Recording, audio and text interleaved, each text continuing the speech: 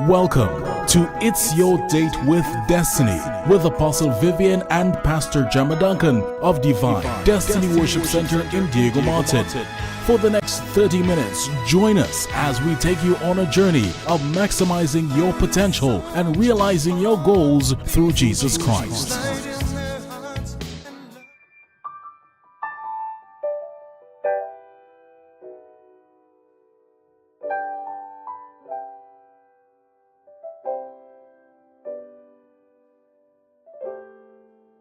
Why is it when you need a miracle, it doesn't happen, but when you least expect it, it happens? You are married, you have challenges in your relationship, but your spouse is unwilling to accede to any counseling.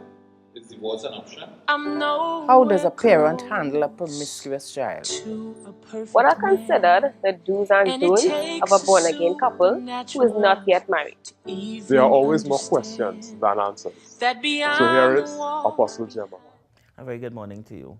Welcome to Ask Pastor Jemma. I'm glad that you took the time to join me this morning. And today I'm going to talk about a topic that's very painful and, it's a part of our lives. It's something that we can't ignore because it happens all the time, all around us. Some of you who are listening, you may have experienced it. And if not you, then there is some woman that you know who would have experienced it. And this morning we're going to talk about how to deal with infidelity. Before I go into the answer, if you're a first-time viewer, my name is Jemma Duncan. I'm married to Apostle Vivian Duncan, and together we pastor Divine Destiny Worship Center. Our headquarters is in Diego Martin, and we have branches in different parts of Trinidad and Tobago.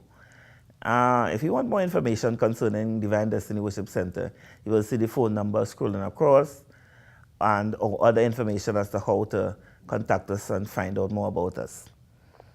So this person writes, having been married for 9 years, my husband was unfaithful for 7 of them. I have come to realize that one of his relationships have been long-term with a child involved. I've reached to the end of my rope. What can I do now?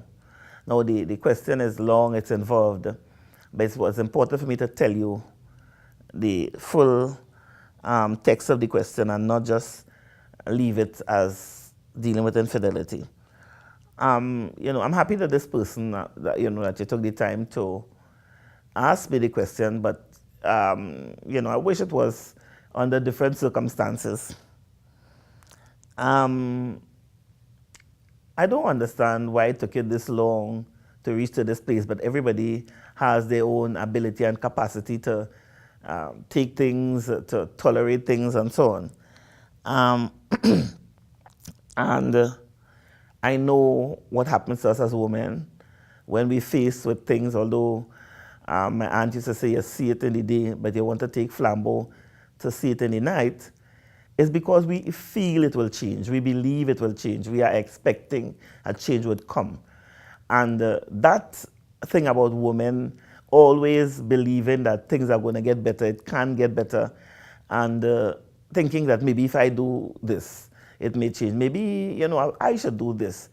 And when we talk with other women, as we would do, this one would say, well, I did that, and the other one would say, why don't you do that? And we would try everything else because we want to salvage our relationships. So I understand that.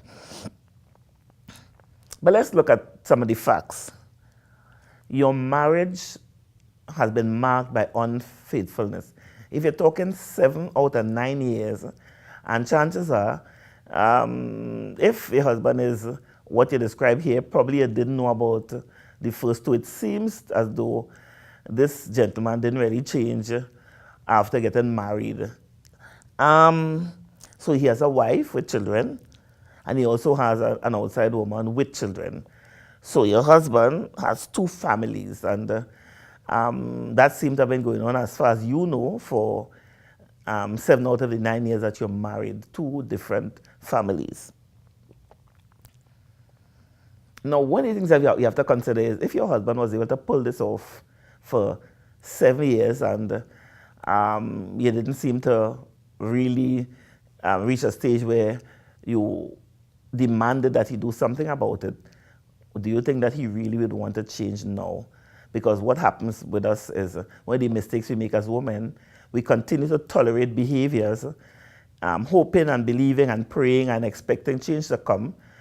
And when no change come and we confront our spouses, then they seem shocked because they didn't quite understand why you tolerated it all the years and now why you want them to change, because you seemed as though it was okay all the years. All right, so that is going to be a little difficult. Let me tell you from the onset, when we confront our men and they have to make choices, sometimes they don't always choose us. I talk about the wife, because you've reached a stage, it seems, that where it's critical, and he will have to make a choice.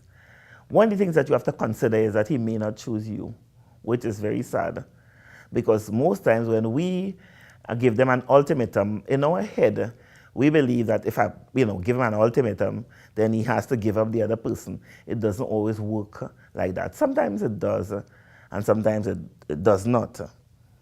So there are two things that you have to consider. And one is to stay and seek resolution if available. Now, you've had this situation for 7 years. But again, we've seen where relationships resolve themselves after a long period, so that's possible. Or you can leave and chart a new course for you and your children. Let's talk about if you decide to continue to stay, because one gets the impression that you love this man, that's why you stayed that long. Under the exact condition as you have tolerated for the past 7 years, there is a possibility that if you stay there, it's not going to change. And I have known of women who've lived with a husband who has had another family, and a token live long, 40 years, long term. Children grew up, everybody knew that they, I think the siblings actually knew each other and everything, and the gentleman never left his wife, and the wife seemed to have been able to live with that situation. And I don't know, even now, I think all parties are still alive, and I'm not sure that anything changed over the years. So that's a situation that you have to seriously think, can I really live like this? It was very difficult. Right now you're very frustrated. But if when it comes down to the choices that your husband will eventually have to make, and he doesn't want to change, will I be able to live like this? The next thing is, if you decide to stay, is to have some kind of mediation, and hopefully your husband will make some adjustments. Now, I will tell you, if there are children involved, that one he would not be able to make an adjustment about, because he is obligated to take care of those children. So you have to be willing to allow those children to be part of your lives. If those children are part, or since those children are part of your husband's lives, then if you're going to stay in that relationship, they're going to have to be a part of your life as well. However, the one adjustment that he could make is the kind of relationship that he has with the mother of the children. And that would be nice if your husband decides to choose you and decides that he don't want to continue any level of intimacy with this person. However, that's going to be very difficult, because if he is going to be seeing the children, spending time with them, then it's almost impossible for him not to be in that person's presence, and especially if the children are young. And based on what you said to me, you gave me other information, they're young. So it means that he will be having to deal with this person. Now, if you stay, you must make some compromises. First, to begin, I know you reach a stage where you're up to your throat, but you're going to have to realize that resolving something like this will take time. And the truth is, sometimes the best time to try to work on a resolution is not where you are at now. Right now, you're upset, you're very angry, you're very intolerant. You sound like you don't want to hear anything, you know what I mean? But it is going to take time. And you're going to have to sit down. We'll talk about that a little later. If there is going to be a resolution, and over a period of time work through some of these situations that you find there. Are you willing to wait? Are you willing to wait for time to heal some of these wounds, right? Then you need to come to terms with the fact that I said before, if your husband not willing to change anything at all, what are you going to do? And that the children will be a part of your life. No, if you decide to leave, you have to seek counsel on a few levels. Number one, I would seek legal counsel. Too often we walk away from relationships and invested monies and all kinds of things into property that, owned by both parties and so on. And because of how you're feeling now, you make rash decisions and leave everything and end up at a disadvantage. So I would suggest that you seek legal counsel. So you're going to be talking about property, maintenance for you, child support, custody of the children and everything, and the finances. Because your decision to leave has a lot to do with how well you will be able to financially support yourself and your children. So legal counseling. Your children will also need counseling. As a matter of fact, your children need counseling right now. We tend to not understand how these little children are affected when you have these kinds of relationships going on. They are aware. Children are smart. They're wise. We try to keep things from them. And as parents, we behave as if we don't talk about something that it will go away. It doesn't go away. They are aware of it. And depending on the circles that these children are in, other people talk and children talk and people tease them and children say stuff and and because they hear their parents talking and so on. So your children need counseling even now. But if you decide to stay, they will need counseling because it's abnormal. If you decide to leave, they will also need counseling. So your children need to be counseled to deal with the damage of the dysfunction. I mean, to my mind, they are already negatively affected. You also will need counseling apart from your children. You will need counseling to be able to be healed emotionally, and that's the first thing that you have to deal with. Get emotional healing. You have to get emotional healing, mental, whatever, because it affects us. You're talking about physical healing because sometimes though that pain for that period of time, those negative emotions that perhaps you held in and kept in would seriously damage your body, your physical body, right? So many times you're talking about hypertension and heart diseases and a whole lot of stuff that coming along, so you have to deal with that. And then you need also counseling, personal counseling for how to navigate your life from this point on. We're talking about you've decided to leave. Finally, you have to have a support system. So do you have family members that you can rely on to help you along in whatever way you need? What about friends? You have a circle of friends that will kind of buoy you through this difficulty. If you are part of church, a church family, sometimes I might not have friends, but I have church family, your pastor, elders who pastor will assign to you because something like that, they don't want it to be public. You don't want to tell everybody, it's not the whole church what's happening with you, but there may be certain people that would be assigned to help you work through this difficulty. You need these people as a kind of shelter, hiding place. When you have to talk, somebody you can just call. When you just have to get out of the house, you just call and say, look, I'm coming over now. And the person say, yes, come. What time it is, doesn't matter, come. Because we don't want you to hurt yourself in any way. We don't want you to hurt your children. And sometimes you're going to have people like that who would say, it doesn't matter what time. You call on the phone and they hear you cry and say, you know what, I'm coming for you. And those are the people that you need to have to help you in this situation. Although your situation is complicated, and I'm coming to the end of my response, it could be untangled. There has been situations like that were untangled. The resolution could go one way or the other. That's a possibility. You have to have an open mind that the relationship could be mended, or the relationship may just be further severed when you come to the place that you've come to. What do you do? Your relationship with God will be your greatest asset, and that's where I want to close because I wanted that to be what you have to remain with. You have to tighten that relationship with God. If you don't have what you would consider a relationship with God, then now is the time to go to Him. Ask Jesus Christ to become your Lord and Savior. He knows the situation.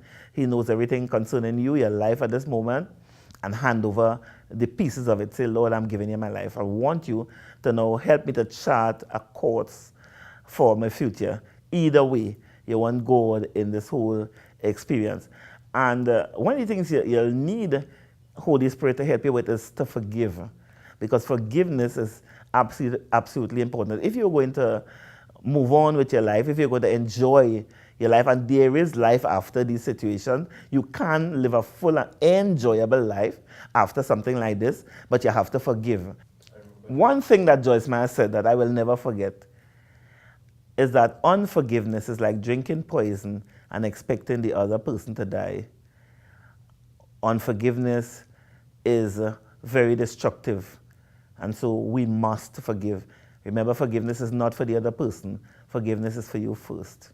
You're going to hurt your children further, because if they are going to be the ones close to you, they're going to be the recipients of the bitterness and the unforgiveness and all of that. So you have to forgive, and when you forgive, then you are going to influence your children and lead them to forgive as well. They have to forgive their daddy. I mean, you know, if those children are going to lead normal lives, they're going to have to forgive the other person. They have to forgive the other children who don't even know them, and those other children are innocent. But there's a whole lot of forgiving that must take place. God can help you to keep your head above waters, and the day could come when you could look back and give God praise for having taken you through a very difficult time in your life. My prayer is that something good comes out of this. Either way,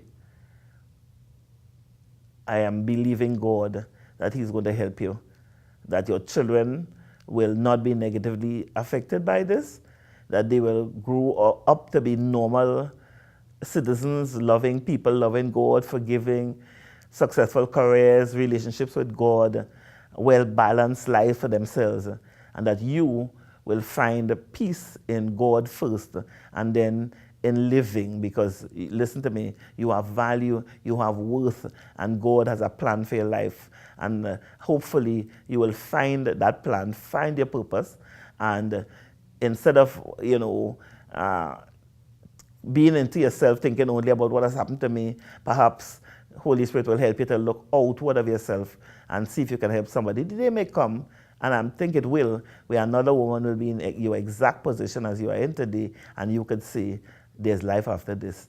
Let me tell you how I managed to live fully after the situation. I really hope I helped you a little bit. God bless you real good.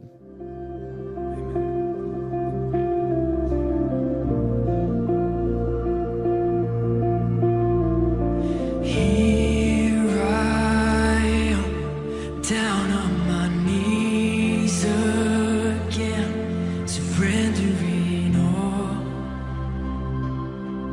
surrendering all,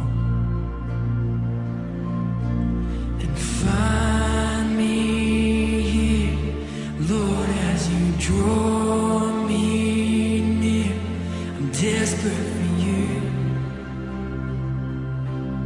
I'm desperate for you.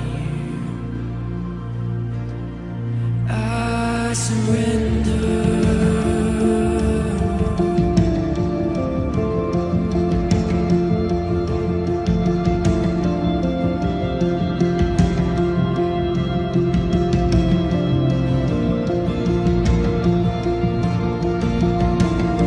Drench my soul, His mercy and grace on